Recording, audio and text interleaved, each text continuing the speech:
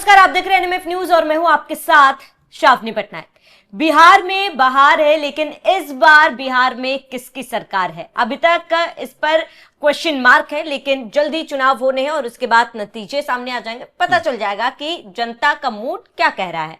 लेकिन इसी बीच एक बड़ा सवाल यह है कि ऐसा पहली बार हो रहा है कि एनडीए की तरफ से सीएम फेस का ऐलान नहीं किया गया है। अगर महागठबंधन की बात की जाए तो सीएम फेस का ऐलान हो चुका है। तेजस्वी यादव के चेहरे पर इस बार महागठबंधन चुनाव लड़ेगी।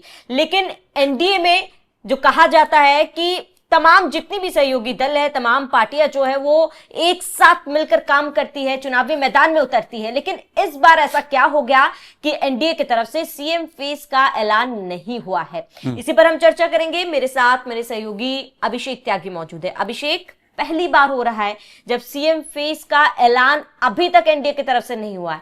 प्रधानमंत्री नरेंद्र मोदी से लेकर बाकी तमाम बड़े नेता मैदान में उतर चुके हैं, लेकिन अभी तक जनता को यह नहीं पता कि एनडीए की तरफ से किसके चेहरे पर चुनाव लड़ा जा रहा है और जनता किसके चेहरे पर वोट करेगी। ऐसा क्यों? देखिए, श्रावणी, ऐलान बेशक नहीं हुआ, लेकिन बिहार की जनता जानती है और राजनीतिक जानकार भी जानते हैं कि नीतीश कुमार के नाम पर यह चुनाव लड़ा जा रहा है। ऐलान बेशक नहीं हुआ, वो अलग बात है, और ऐलान करने की कोई, मुझे ऐसा लगता है कि कोई आवश्यकता भी नहीं है एनडीए को, क्योंकि सब चीजें तस्वीर क्लियर है। और यह तस्वीर तब क्लियर हो गई थी जब प्रधानमंत्री मोदी के गले में माला डाली जा रही थी, आपको याद होगा, और उसमें नीतीश कुमार को उन्होंने अपनी माला के साथ अंदर ले लिया था। मतलब साफ है, क्योंकि प्रधानमंत्री को जब माला पहनाई जाती है तो कोई उनके साथ होता नहीं है। लेकिन अगर नीतीश कुमार उस माला के साथ थे तो प्रधानमंत्री मोदी जब भी माला पहनते हैं तो उनकी माला के अंदर कोई होता नहीं है, वो अकेले होते हैं। लेकिन बिहार में इस बार देखा गया कि नीतीश कुमार जो थे उस माला के अंदर थे। प्रधानमंत्री मोदी ने उनके कंधे पर हाथ रखा हुआ था। मतलब साफ है, तस्वीर साफ है कि प्रधानमंत्री मोदी भी इस बात को मान चुके हैं। बीजेपी इस बात को जानती है कि नीतीश कुमार का भी तोड़ नहीं है। ये बात बीजेपी भी जानती है कि बिहार में उनके पास अभी कोई ऐसा चेहरा नहीं है जिस चेहरे के दम पर चुनाव लड़ा जाए या जिसको सीएम बनाया जाए। तो नीतीश कुमार के नाम पर ही यह चुनाव लड़ा जा रहा है। ऐलान बेशक नहीं हुआ, लेकिन चुनाव के बाद जब एनडीए को अगर बहुमत मिला तो मैं बता रहा हूं तो नीतीश कुमार ही जाहिर तौर पर सीएम बनने वाले हैं।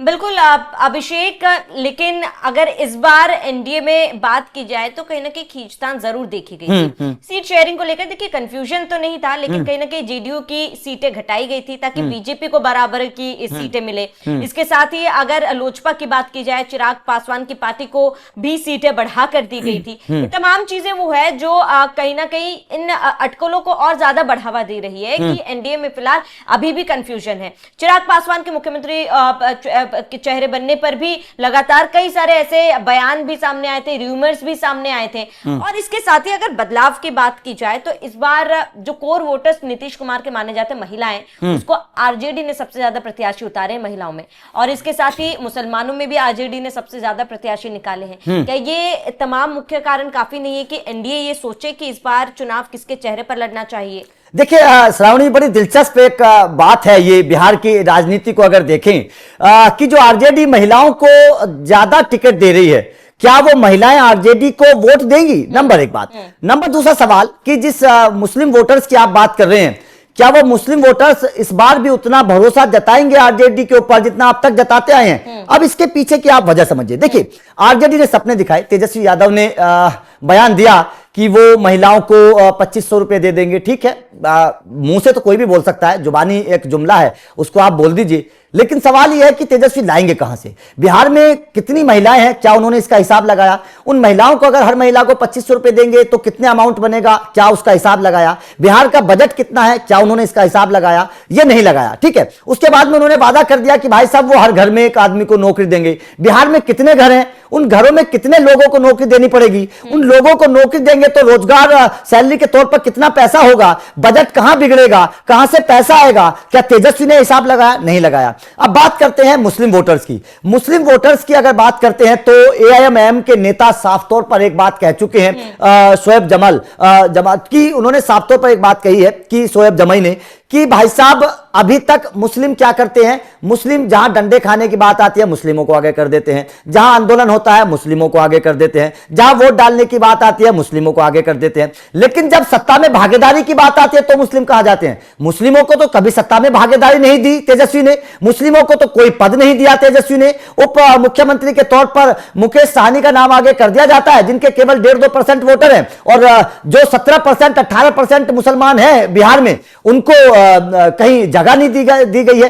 तो इस बार जो मुसलमानों का बागी रुख है, ये बागी रुख है, ये मुसलमान इस बार अपने लिए कुछ मांग रहे हैं बिहार में, और ये पहली बार इतना बड़ा मुसलमानों के बीच में एक तरीके से सवाल खड़े हो रहे हैं कि हम कब आगे आएंगे बिहार की राजनीति में। और मुझे ऐसा लगता है इस बार बिहार का इलेक्शन कुछ अलग होने वाला है। एआईएमआईएम मतलब असदुद्दीन ओवैसी की जो पार्टी है, वो इस बार थोड़ा सा बेहतर परफॉर्मेंस कर सकती है अगर मुसलमान वास्तव में अपने लिए कुछ चाहते हैं। जिस तरीके से बिहार के मुसलमानों के अंदर थोड़ी सी खलबली है, अगर ये खलबली वोट में तब्दील होती है, बदलती है, तो असदुद्दीन ओवैसी की कुछ सीटें बढ़ सकती हैं और तेजस्वी यादव को मुसलमान थोड़ा सा झटका दे सकते हैं। और ये थोड़ा सा ही झटका बिहार के चुनाव में तेजस्वी को बहुत बड़ा झटका लगेगा। अब बात आती है कि महिला वोटर्स कितनी तब्दील होंगी। देखिए, ये बात साफ है कि नीतीश कुमार ने महिलाओं के लिए वादे नहीं किए, दे रहे हैं, महिलाओं के खाते में पैसे जा रहे हैं, और वादे करने में और देने में फर्क होता है। तो महिलाओं को इस बात का पता है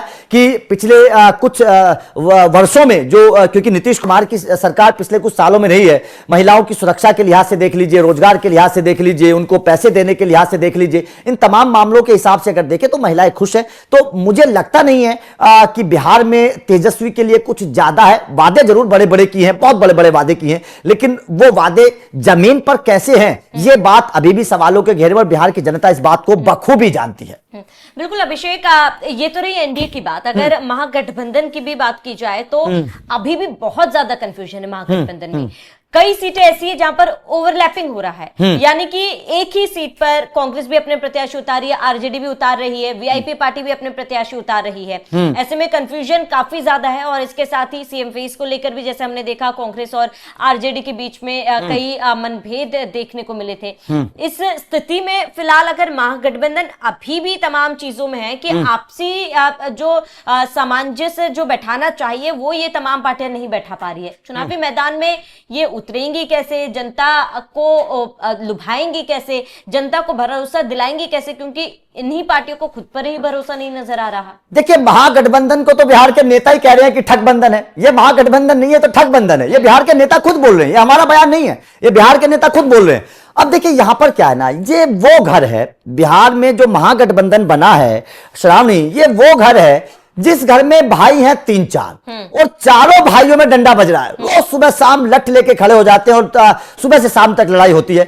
बाहर दिखाने के लिए सब एक है कि हाँ चलिए हम एक हैं, लेकिन अंदर खाने इनमें बहुत जबरदस्त लड़ाई है। अंदर खाने इनकी लड़ाई जो है वो सार्वजनिक तौर पर सामने भी आई है। सीटों को लेकर देख लीजिए, उप मुख्यमंत्री को लेकर देख लीजिए, मुख्यमंत्री के चेहरे को लेकर देख लीजिए। तो ये लड़ाई है और ये लड़ाई सबको समझ में आ भी रही है। इसीलिए आपने जैसा जिक्र किया 3-4 सीटों का जहां पर सब खड़े हैं, क्योंकि मुकेश सहनी को लगता है कि वो सीट वो निकाल लेंगे, आरजेडी को लगता है कि ये सीट तो हम जीत सकते हैं, तो उन्होंने भी खड़ा कर दिया।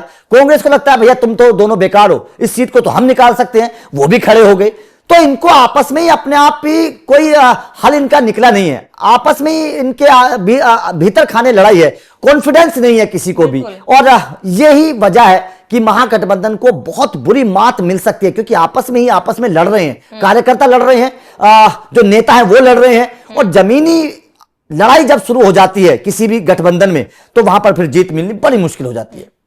बिल्कुल अभिषेक, लेकिन ये देखना महत्वपूर्ण होगा कि बहुत ही कम समय बाकी है। ऑफिशियली एनडीए की तरफ से क्या सीएम फेस का ऐलान चुनाव से पहले किया जाता है नहीं, ये भी देखना महत्वपूर्ण होगा। आप सभी दर्शकों का क्या कहना है, आप एनडीए में किसे सीएम फेस देखना चाहते हैं, हमें कमेंट कर जरूर बताएं। साथ ही बने रहिए एनएमएफ न्यूज के साथ।